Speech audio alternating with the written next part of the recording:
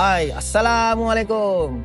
Saya Yusri Serah bin Cik Johari, berumur 28 tahun, berasal daripada Bacok, Kelantan dan saya menetap di Johor Bahru. Ini cabaran kali pertama saya untuk menyertai perlombaan Limerick tahun 2025.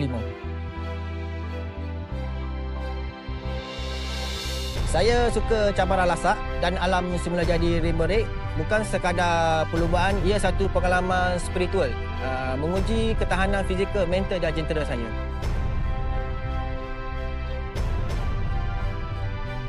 Untuk persediaan race untuk tahun kali ini, saya mula latihan fizikal bermula 3 bulan lepas. Saya training berbasikal, gym dan ride race setiap minggu.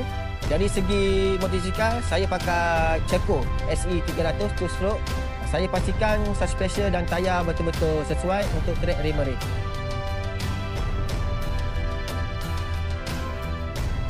Dengan persiapan yang telah kami buat untuk perlombaan kali ini, saya yakin saya akan merangkul kejuaraan di tempat yang pertama. Itu adalah target utama saya dan tim.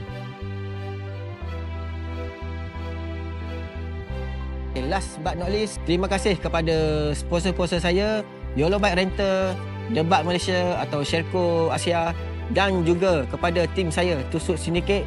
InsyaAllah kita akan membawa pulang kemenangan ini bersama-sama.